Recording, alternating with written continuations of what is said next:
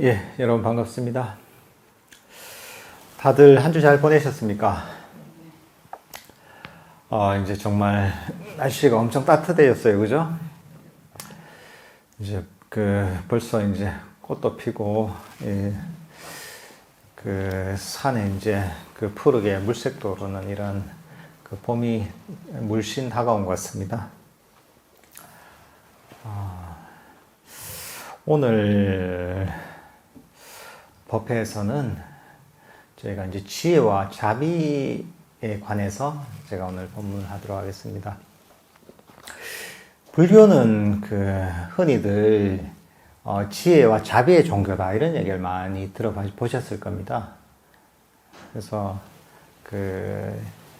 항상 지혜와 함께 자비를 함께 닦아야지 한다 이런 얘기를 많이 합니다.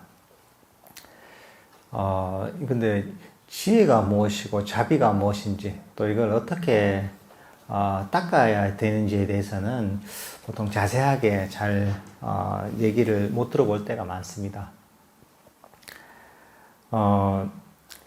이 지혜라는 것은 어떤 정도의 폭으로 얘기를 하느냐에 따라 많이 달라지는 것 같습니다. 좁은 의미로는 사성제에 대한 네 가지 성스러운 진리에 대한 이해, 때로는 무상고 무아라는 그런 존재의 세 가지 특성에 대한 이해, 팔정도로 얘기하자면 흔히들 바른 견해를 갖추는 것, 흔히들 팔정도를 정견, 정사유 이것을 이제 보통 지혜의 측면이고 정어, 정업, 정명까지를 보통 계, 덕행의 측면이고 정념, 정정진 이거를 흔히들 삼매, 정이라고 이렇게 얘기를 하는데 이렇게 해서 정견을 갖추는 것, 정사유를 갖추는 것 이게 지혜라 이렇게도 얘기합니다. 근데 좀 더 폭넓게 얘기하자면 지혜라는 것은 선법을 개발하게 하는 일체의 어떤 것이 지혜라고도 할 수가 있습니다. 때로는 괴로움에서 벗어나서 우리 자신을 진정한 행복으로 이끄는 그런 일체의 것들을 지혜라고도 할 수가 있습니다. 사실 지혜라는 것은 우리가 개정의할 때 덕행과 또는 삼매와 뗄래야 뗄 수가 없습니다. 덕행과 삼매의 바탕이 있어야지 바른 지혜가 생기거든요. 이 세 가지는 사실 뗄 수 없는 것이기 때문에 지혜라고 하면 불교 전체라고 얘기해도 사실 과언이 아닙니다.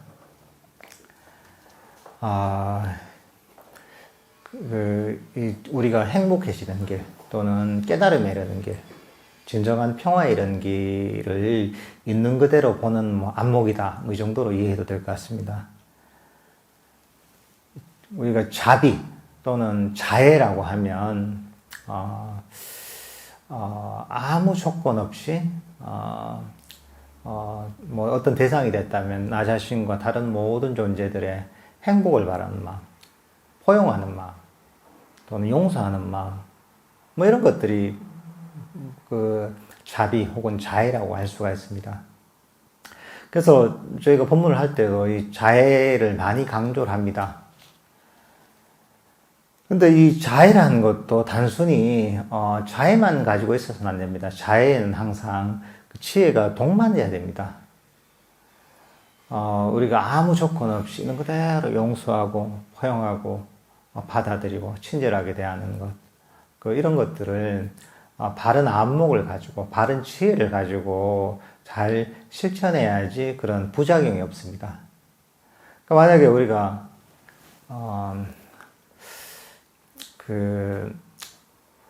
조금 피곤해서 잠을 자는데 6시간 자고 나서 일어나기 싫어가지고 한 3시간 더 잔다, 9시간 잔다 이런단 말이죠.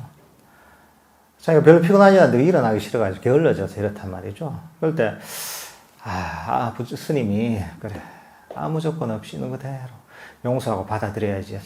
괜찮지. 한단 말이죠. 때로는, 저녁에 명상을 해야 되는데, 요즘 아주 재밌는 드라마가 시작을 했다. 그게 이제 연속으로 진행된 드라마가 한 서너 시간을, 드라마가 너무 재밌다. 그래. 있는 그대로 내 자신을 용서하고, 받아들이고, 포용하면서, 그래, 드라마를 보자. 이런단 말이죠. 그것도 어떻게 하면, 자의 마음이라고 할 수 있죠. 나의 욕망에 대한 자애심이죠.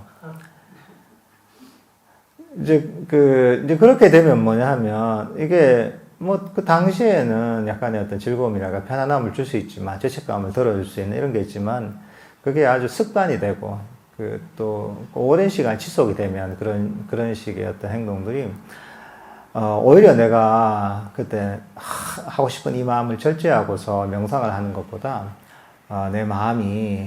오히려 내 마음을 고통으로 끌고 가는, 또는 괴로움을 일으키는 그런 방향으로 나를 이끌게 된단 말이죠.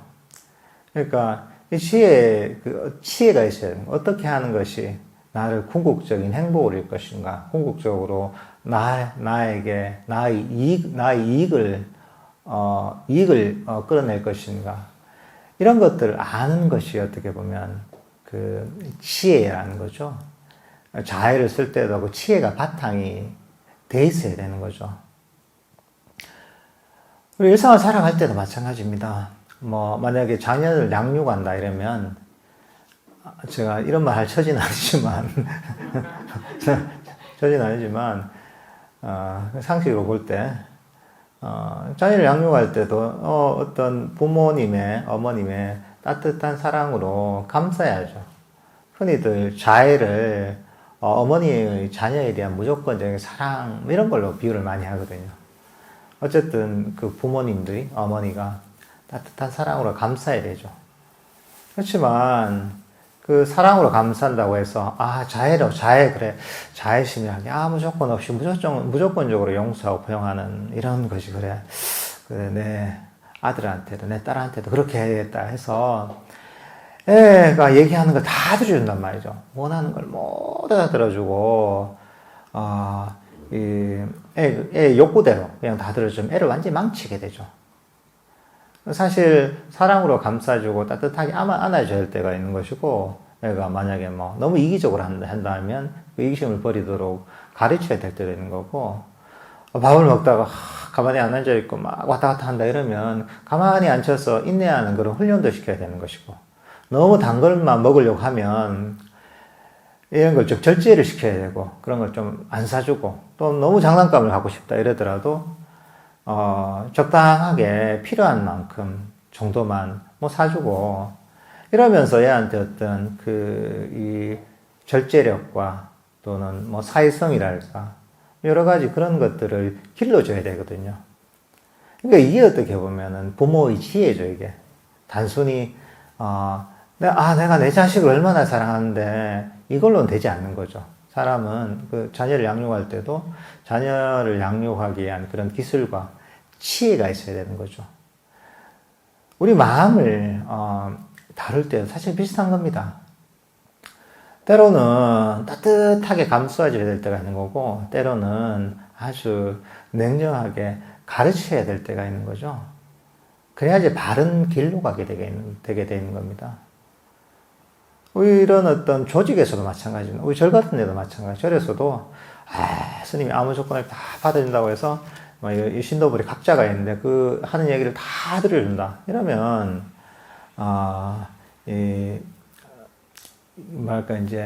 한 사람은 좋을 수 있지만 그 사람 얘기를 들어주면 다른 많은 사람들이 불편할 수도 있거든요. 그러니까 사실 어떤, 다수의 어떤 이 도반들 또는 대중들이, 편안할 수 있도록, 그리고, 마음을 좀 행복하게 개발할 수 있도록, 이렇게, 여러 가지 질서랄까, 규칙이 있어야 된다는 거죠. 그게 누구한테 불편할 수는 있겠죠. 아니면 나는 이걸 배우고 싶은데 여기서는 그런 거 하지 말라고 한다.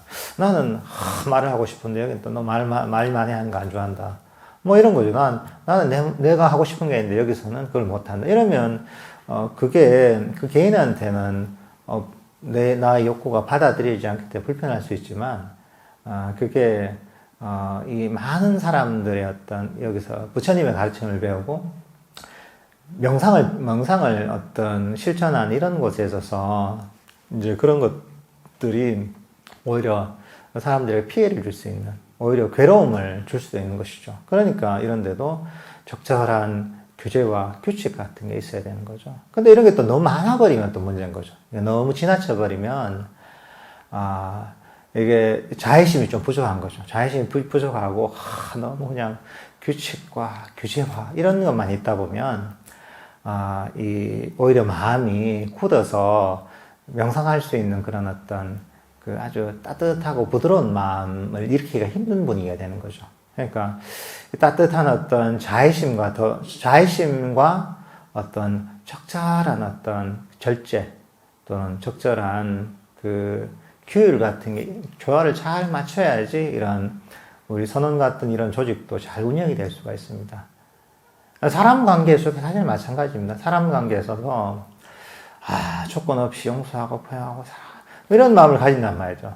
사람들에 대해서 어불리하고 사람을 기본적으로는 그 사람이 잘 되기를 바라는 어떤 행복하기를 바라는 그런 마음을 가져야 되겠지만 어떤 경우에 내가 때로는 주위의 얘기를 거절해야 될 때도 있습니다. 거절해야 될 때도 있는 것이고 때로는 사회에서 내가 나의 어떤 주장을 해야 될 때도 있는 것이고 때로는 어떤 직장의 상사라면 상사라서 누가 일을 잘못하면 그걸 지적하고 나무라야 될 때가 있는 거죠.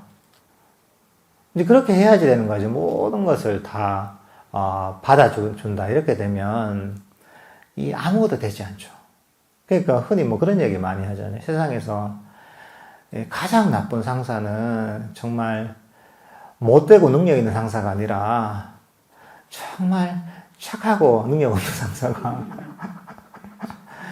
가장 이제 정말 그 문제라고. 그건 사실 맞는 얘기거든요. 지혜가 없으면 많은 사람들한테 괴로움을 가져오게 됩니다. 경전에도 그런 비유가 있지만 지혜가 없잖아요. 지혜가 없으면 어떤 거와 같으냐면 저 바닥에 시뻘겋게 달아오른 그 쇠구슬이 있단 말이죠. 큰 어떤 쇠구슬이 있단 말이죠. 근데 빨갛게 지혜가 있는 사람은 저거는 뜨거우니까 저걸 만지면 내 그 손이 데여서 고통스럽기 때문에 지혜가 있는 사람 그걸 보고 안 잡죠.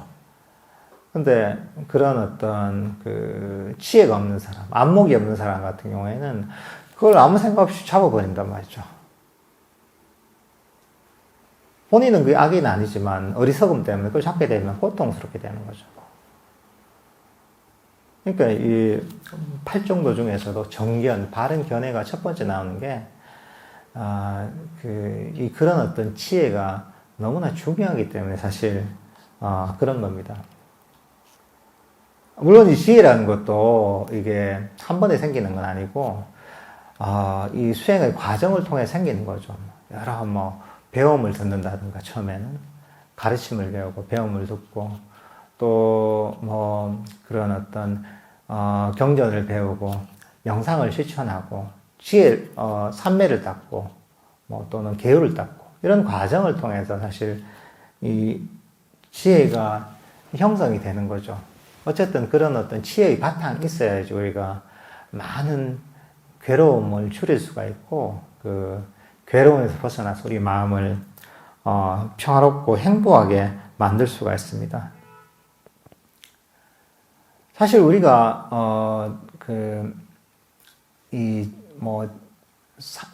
어떤 그 자애를 닦는다, 또는 지혜를 닦는다, 삼매를 닦는다, 명상을 한다. 이럴 때 우리 항상 그 실수를 합니다. 실수를 하고 처음부터 완벽한 건 없죠. 우리 팔정도라는 거 우리가 배우더라도 불교 명상을 배우더라도 처음에 그게 다 완성된 게 아닙니다. 지혜도 부족하고 삼매도 부족하고 그 계행도 부족하고 또는 자해도 다 부족합니다. 그렇기 때문에 이런저런 시행착오의 과정을 거칩니다. 근데 중요한 건 그런 시행착오의 과정을 통해서 배우는 바가 있으면 되거든요. 결국은 아무리 실수를 하더라도 그 배움이 있으면 바로 그게 성공이거든요. 경제는 또 그 말을 길들이는 걸로 이런 걸 얘기합니다. 당신은 말을 많이 타고 다녔으니까 말을 길들이죠. 근데 어떤 말들은 그냥 이렇게 말로 그냥 이렇게 가라 하면 그 말을 잘 듣는 말이 있습니다. 그러면 이제 그 말 주인은 그냥 아주 부드럽게 대해주겠죠, 그죠?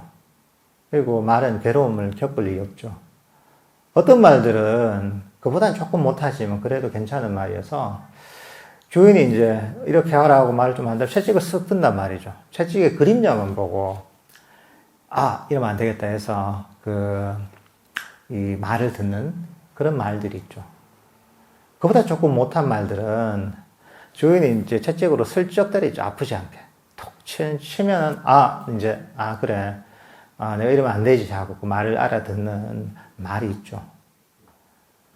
또 어떤 말들은 그 정도 가지고는 안 되고 한 방 맞아야 돼. 한 대 맞아서 세게 한 대 맞아야지. 아이고 이러면 안 되겠다 해서 이 말을 듣는 말이 있습니다. 근데 어떤 말들은 여러 대 여러 때려가지고 이렇게 해서 말을 듣는 말이 있단 말이죠. 이제 어떤 말들은 그것보다 더 심하면 때려도 말을 안 듣는 말귀를 못하는 말이 있습니다. 그러니까 우리가 정말 지혜로운 사람이라면 채찍을 들기도 전에 그러기도 전에 자기 자신의 마음을 관찰해서 자기 자신을 되돌아봐서 그렇게 이제 거기서 이제 바로 배울 수 있는 게 좋죠. 물론 이제 몇 대 맞고 이제 배워도 그것도 좋은 겁니다. 이게 괴로움을 좀 겪고 인생의 쓴맛을 좀 보고 와도 괜찮죠. 명상을 하는 분도 여러 가지 부류가 있습니다. 때로는 그냥 이제 오는 경우도 있고 때로는 조금 고생을 하고 오는 분들도 있고 때로는 인생의 쓴맛을 많이 보고 아이고 살 길이 이거구나 해서 찾아오는 분들도 있습니다. 때로는 그래 고생을 해도 모르는 사람도 있습니다. 이게 어떻게 지혜가 부족한 거죠, 이게. 그 지혜가 많으면 채찍을 들기도 전에 그러기도 전에 어떤 우리 마음의 이치를 파악을 해서 우리 삶의 원리를 파악을 해서 그렇게 부처님의 가르침에 따라서 잘 실천을 할 수가 있습니다. 이게 사실 우리가 많은 괴로움을 겪고 있습니다. 부처님께서도 사성제에서 4가지 성스러운 진리를 고통의 관점에서 다 얘기합니다. 이게 고통의 첫 번째 이 세상 것들이 모두 고통이다. 생로병사도 고통이고 그리고 원하는 걸 얻지 못하는 것도 고통이고 싫어하는 사람 만나는 것도 고통이고 일체가 고통이다. 이렇게 얘기하십니다. 우리가 많은 괴로움을 겪고 삽니다. 크거나 작거나. 굉장히 괴로운 고통도 있을 것이고, 때로는 너무 그냥 무료한 그것도 고통입니다. 때로는 스트레스를 받고 있는 이런 것들도 고통이죠. 많은 괴로움을 겪고 있는데, 사실 육체적인 몸이 아파서 이런 고통에 이외에 나머지는 전부 다 정신적 고통이죠, 그죠? 정신적 고통이고, 이제 그것들은 스스로가 사실 만드는 겁니다. 그런 모든 정신적 고통은 스스로가 만드는 겁니다. 바깥에서 누가 나를 고문하는 것 아니죠, 정신적 고통은. 고문하는 것도 아니고, 나를 쫙 잡아 끄는 것도 아니고, 나를 몽둥이로 때리는 것도 아닌데, 우리는 괴로움을 받습니다. 이게 전부 다 자신의 마음이 일으키는 고통인 거죠.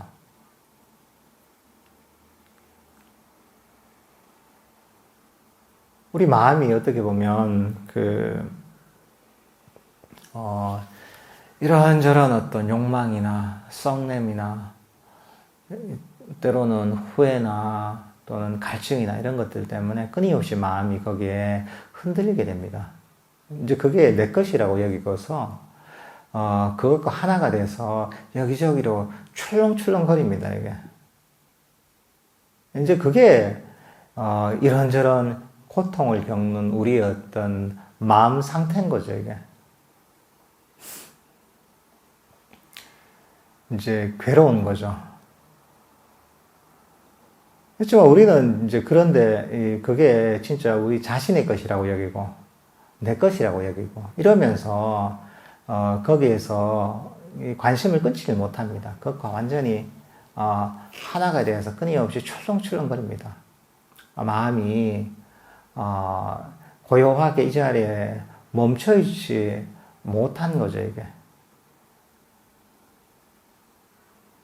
그리고 이제 그런 상태가 되면, 마음이 그렇게 바뀌면 그 자리에서 도망가려고 합니다, 이게. 내가 지금 이 상태가 불편하고 싫기 때문에 자꾸 도망을 가려고 합니다, 이게. 그리고 이제 이거는 싫기 때문에 더 이제 그런 부정적인 어떤 감정, 일종의 썩냄을 가지는 겁니다, 이게. 마음이 이 자리에 멈춰있지 못하게 되는 거죠. 썩내니까, 싫으니까. 자꾸 이제 딴 데로 도망가는 거죠, 이게. 근데 우리 마음에 있어서 어떤, 이 자애심이라는 것은 어떤 작용을 하냐면, 우리 마음에서 일어나는 이런저런 어떤 좋은 것이든 싫은 것이든 간에 마음을 그 자리에, 그 순간에 멈추게 만듭니다. 거기서 도망가지 않게 만드는 거죠, 이게. 불편한 감정이나 불편한 어떤 생각이나 이런 게 일어나더라도 이제 자애심이라는 것은 그것을 따뜻하게 받아들이는 거죠. 친절하게 그것을 대하는 거죠, 이게.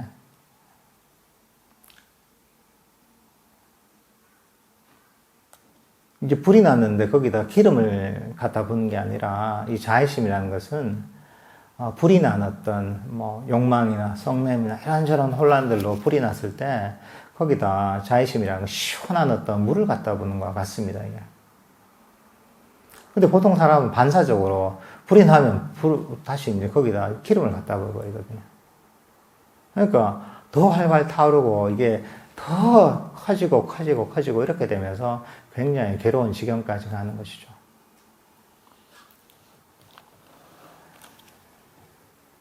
있는 그대로 이제 받아들인다는 것, 자애심이라는 것은 그게 좋은 것이든 싫은 것이든 불쾌한 것이든 썩나는 것이든 그것을 아무 조건 없이 받아들이는 겁니다. 친절하게 대하는 겁니다. 한 발 떨어져서 그것을 친절하게 대하는 거죠, 이게. 이제 그렇게 되면 처음에는 좀 불편하겠지만 시간이 지나면 이게 불살로 어떤 마음이 진화가 됩니다. 진화가 되고 좀 얼마 지나지 않아서 이게 아주 그 열기는 사라지고 아주 시원하게 이제 마음이 안정이 되는 거죠, 이게. 자애심이라는 게 그런 아주 이 마음에 불을 끄는 그런 효과가 있습니다, 이게.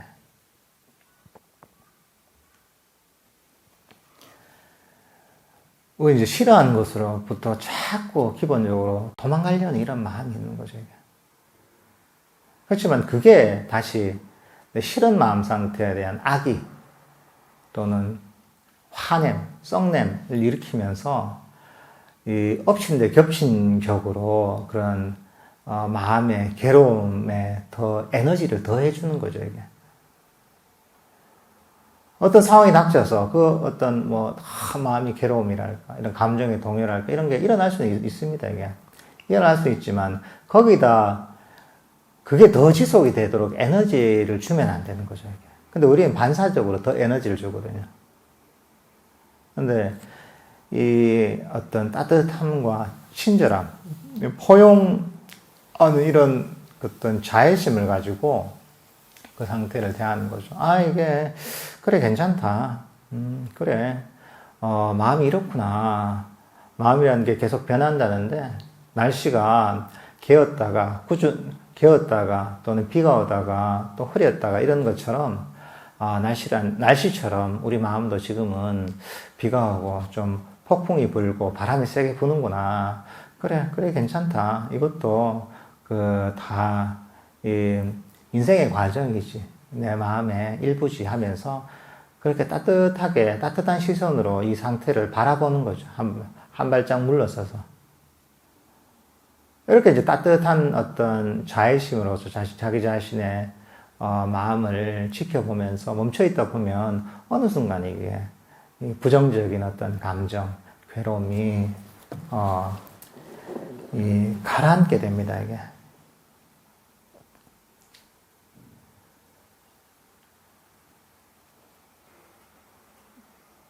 그러니까 이런 연습이 좀 필요합니다. 우리는 자꾸 싫어하는 어떤 상황, 또 지루한 상황이 오면 여기서 자꾸 도망가려고 합니다, 이게. 그래서 아잔자 스님 같은 경우에는, 그런 훈련을 많이 시키셨다고 그래요.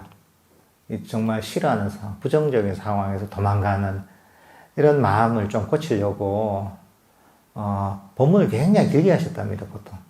일주일에 한 번 정도는, 저녁 때 시작을 해서, 1시간, 2시간, 3시간, 4시간. 정해진 시간이 없답니다. 우리야 길어봤자 1시간 조금 더 하지만, 아잔자 스님 하실 때는 밤에 시작을 해서, 이게 10시에 끝날지, 11시에 끝날지, 12시에 끝날지, 1시에 끝날지, 2시에 끝날지. 때로는 그게 3시에 기상을 해서 예불도 드리고 하는데, 한 2시 넘어서까지 이제, 법문을 하신 이런 적도 있답니다. 그래서, 스님들이 정말, 너무 괴로워했다고.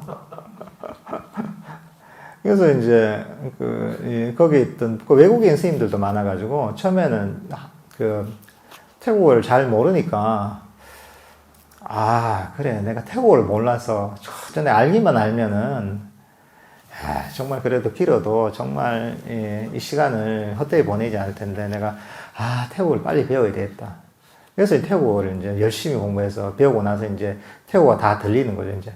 들으니까 더 괴로운 거예요. 주로 하시는 얘기가 우리 아잔자 스님 책에 있는 얘기는 정말 아주 핵심을 꿰뚫는 아주 대단한 통찰력을 가진 그런 내용들이 대부분이죠. 근데 그때 법문하셨던 건, 어때, 화장실 갈 때 어떻게 하고, 청소를 어떻게 하고, 이런, 온갖, 들어도 쓸데없는 얘기를, 1시간, 2시간, 3시간 하시니까 사람들도, 이게, 너무 힘든 거예요, 이게. 근데 이제, 그러니까 어떻게 보면, 아잔자 선생님 특징이 이제 그런 것을 통해서 사람들이 정말 싫어하는, 정말 그 상황으로 자주 몰고 갔다고 하더라고요. 사람들이 기대하는 것과는 항상 반대로, 이렇게 이제 훈련을 시키셨다고 하더라고요. 예를 들면은, 태국이 얼마나 덥습니까? 그죠? 태국 여름이 엄청나게 더운데, 이제 그럴 때 스님들 보고 대가사를 다 수하고, 그게 엄청 두껍거든요. 이게. 대가사를 다 수하고, 이제, 그리고 이제 지붕이 이제 양철판으로 되어 있는, 그런 곳으로 이제 다 들어가서 거기서 좌선을 시킨다든가, 이제 그런 식으로 스님들의 기대하는 것에 어긋나는 이런 걸 많이 시켰었다고 그래요. 왜냐하면 그 사람들의 욕망이 정말 포기했을 때 그때서 다 이제 그런 걸 끝내는 어떤 제자 중에 어느 스님이 스님 나는 이제 숲에 어디 가서 난 만행을 한번 수행을 하고 싶습니다. 이러면 절대로 안 보내줬다 그래요. 그리고 이 스님 포기할 때쯤 됐을 때 이제 가라. 이런 식으로 해서 이 사람들이 이제 이제 원하는 바를 포기하게끔 이렇게 이제 만드는 훈련을 많이 시키셨다고 하거든요. 그러니까 그게 참 좋은 훈련인 거죠. 우리가 이제 이 싫어하는 것들에서는 자꾸 도망가고 벗어나려는, 그런 어떤, 이 습관이 있습니다, 이게. 이제 그게 바로 악인 거죠, 악이. 좋아하는 것은 자꾸 얻고 싶어 하고, 싫어하는 것은 썽을 내고 도망가려고 하는 거죠. 이게 우리 마음의 속성인 거죠, 이제. 끊임없이 좋은 것을 쫓아가고 싫어하는 것에서 벗어나서 도망가려고 하면서 우리 마음이 지금 이 순간에 멈춰 있지 않게 되는 거죠. 이 순간 위에 다른 걸 항상 원하는 거죠. 내가 뭘 원해서 뭘 가지면 이거 여기에서 만족하지 않죠. 이거 가진 것에는 좀 지나면 흥미가 없어지죠. 그 다음에 이제 다른 걸 또 추구하게 되는 겁니다. 우리가 살아온 삶이라는 거 사실 대부분 다 그렇습니다. 하나를 성취하면 마음은 또 딴 데가 있습니다. 또 하나를 성취하면 또 마음은 또 딴 데가 있습니다. 그러니까 이런 어떤 끊임없는 이제 이 잠시도 멈추지 못함이 패턴을 완전히 깨버리는 게 이게 우리 수행의 목표입니다. 이게. 끊임없이 윤회하는 세계를 떠돌면서 잠시도 멈추지 못하면서 힘들게 방황하는 것, 이 방황과 이 떠돌면 멈추는 것, 멈춰서 이 자리에 휴식하는 것, 이게 명상의 이 목적입니다. 이게.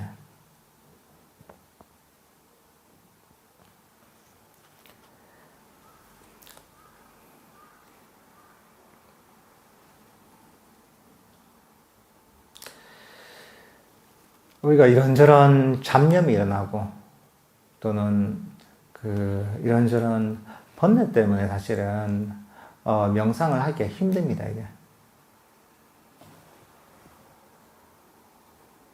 이제 그런 이유가 뭐냐 하면 결국은 내가 지금 경험하는 이 순간에 별로 행복하지 않기 때문이거든요.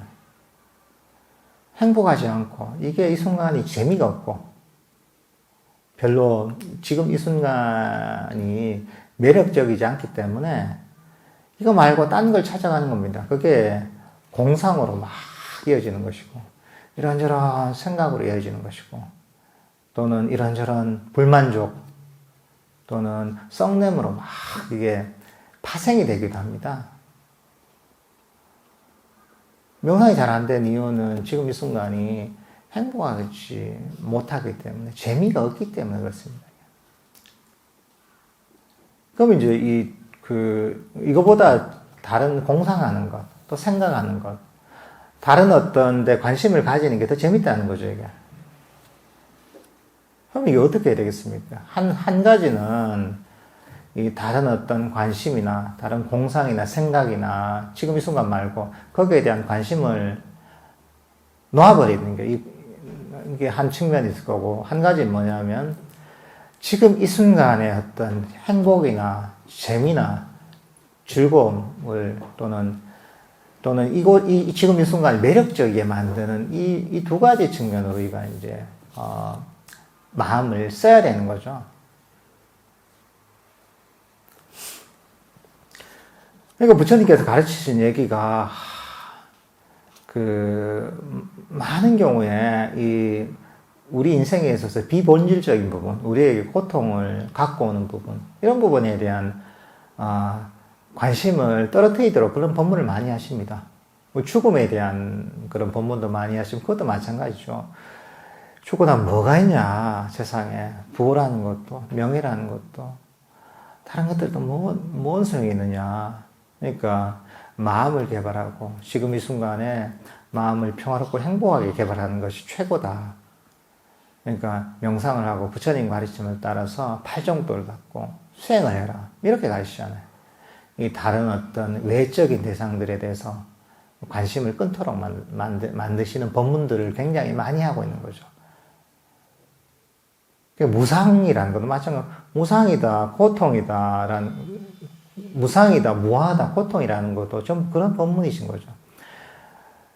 저 물건 가져봐서 저것도 무상한 건데 저걸 왜 저 욕심을 내느냐. 명예를 가져봐도 그것도 무상한 것이고 일시적인 것인데 왜 욕심을 내느냐. 이런 어떤 물건을 가지는 것도 이것도 무상한 것인데 결국은 네게 아니라 조건 따라 내 손에 들어왔다. 결국은 사라지는 것인데 왜 욕심을 내느냐. 거기에 왜 관심을 가지느냐. 뭐 이런 어떤 법문을 다 하시는 거죠. 이제 그렇게, 이게, 이거보다 이 부처님께서 가르치신 이 명상이 너무나 가치가 있고, 이 가르침이 정말 궁극적인 행복에 이르는 그런 길이다라는 것들에 대한 인식, 이게 어떻게 보면 바른 이해죠. 또 이게 지혜죠. 이런 것들을 키우는 작업을 해야 되는 거죠. 또 한 측면에서는 지금 이 순간을 아주 행복한 순간으로, 아주 매력적인 순간으로, 아주 재밌는 순간으로, 흥미진진한 순간으로 만들 필요가 있는 거죠. 사실 이 순간에 대한 자애심을 일으키는 것, 자애로서 이 순간을 대하는 게 바로 그런 작업을 하는 겁니다. 지금 이 순간을 친절하게 바라보는 거죠. 따뜻하게 바라보는 거죠.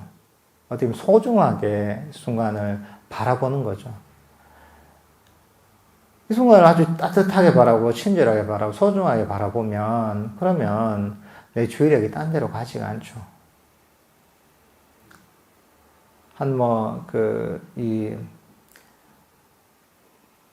서너 살 되는 자녀를 둔 부모님이라면 얼마나 귀엽습니까? 애들이 그때 되면.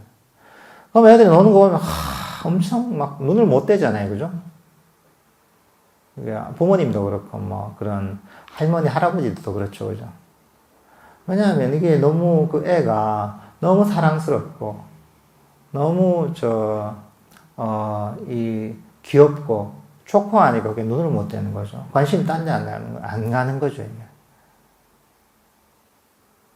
우리 현재의 순간에 대해서 좀 그렇게 이제 자신의 아주 귀여운 자녀를 바라보듯이, 손자, 손녀를 바라보듯이 이렇게 따뜻하게 바라봐 주는 거죠. 조건 없이, 있는 그대로 받아들여 주는 거죠. 따뜻하게, 친절하게 대해주는 거죠.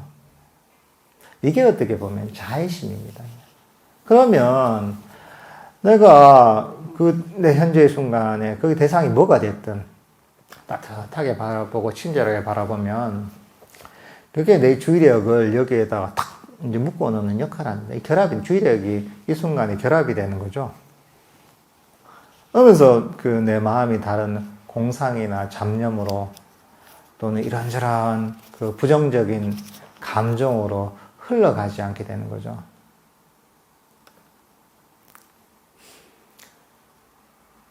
이게 어떻게 보면 관심이라고 할 수가 있거든요. 따뜻한 관심. 저희가 이제 성지순례를 옛날에 한번 간 적이 있는데, 혼자서 한 2달 정도 인도를 다녔는데, 그 성지순례 가도 성지에 별게 없습니다, 그게. 지금은 건물이하고는 제대로 남아있는 게 없고, 그 건물이 부서지고, 남은 그 기단 밑에 이제 이런 것만 남아있거든요. 그리고 부서진 벽, 좀 나지막한 벽 같은 것밖에 안 남아있는데, 가도 별게 없죠. 근데 저는 이제 관련된 성지를 갈 때마다 거기 관련된 그런 법문이나 또는 그쪽 성지에서 만약에 기원정사다 하면 기원정사에서 하셨던 법문이나 거기에서 일어났던 일화들, 이런 것들 쭉 이제 읽는단 말이죠. 그러면서 마음으로 상상을 하고 의미를 부여하는 거죠. 그러면 이제 거기에 살아나는 거죠. 부처님 당시처럼. 그래서 앉아있으면, 그때 부처님 당시에 내가 다시, 일종의 이제 타임머신을 타고 그 당시로 간 것처럼 그런 느낌이 드는 거죠. 그러면서 그 성지의 그 감흥을 더 깊이 느낄 수 있는 거죠. 근데 그게 아니라 그런 어떤 그 배경이랄까 그런 법문이나 이런 거 모르고 그냥 가잖아요. 그러면 다 똑같습니다. 여기가 기원정사를 가나, 중신정사를 가나, 나란다 대학을 가나, 별 차이 없습니다, 이게. 그 내용을 모르면. 그러니까 이런 것들이 어떤 일종의 이제 따뜻한 관심인 거죠, 이건. 어쩌면 자유로운 관심인 거죠, 이게. 이렇게 일으키면 그게 더 살아나는 거죠. 우리 마음에 대해서는 마찬가지죠. 우리 마음에 대해서도 그런 따뜻한 관심을 가지면 우리 마음이 생명력 있게 살아나는 겁니다. 여기에 내 현재의 순간에 더 몰입이 될 수가 있는 겁니다. 그 대상이 만약 호흡 명상, 호흡이라면 호흡에 내가 더 몰입이 될 수가 있는 겁니다. 다른 곳으로 마음이 도망가지 않고 한때 그 유행했던 그 유홍준 교수의 나의 문화유산 답사기라는 거 있잖아요. 그 만약에 이제 강진에 저 다산초다인가 그죠? 그런데 갔는데 뭐 별게 없잖아요, 그죠? 근데 그냥 가서 쭉 보고 아 이런 데가 있구나 한단 말이죠. 근데 유홍준 씨의 그거 다 읽고 나면 그 보이는 게 다르죠, 그죠? 알고 나서 그 의미를 알고 그 스토리를 알고 나서 보면 그 완전히 다르게 보입니다. 아주 흥미진진하게 보입니다, 이게 내용이라는 게. 우리가 미술관에서 그 미술을 모를 때는 마찬가지죠. 그 작가에 대해서 알고 무슨 그 당시 어떤 시대적 배경에 대해서도 알고 이러면 그 그림이 달리 보이죠, 이게. 이게 어떻게 보면 따뜻한 관심이거든요. 그런 관심을 가지고 보면 다른 어떤 뭐 그림이 됐든 뭐 어떤 건축물이 됐든 뭐 유적이 됐든 그런 것들이 한눈에 훨씬 더 내 그 마음속에 깊이 각인이 되고 더 그것을 잘 보게 되잖아요, 이게.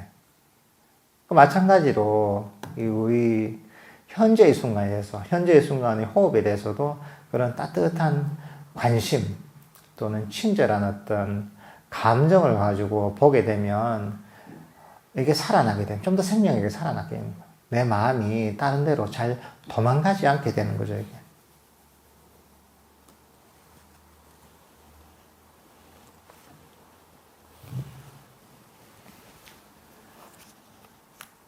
그러니까 우리가 놓아버려야 될 대상과 또는 더 관심을 가져야 될 대상이 있는 거죠.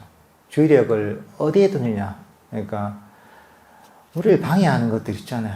명상에 방해가 되는 것들이 많이 있잖아요.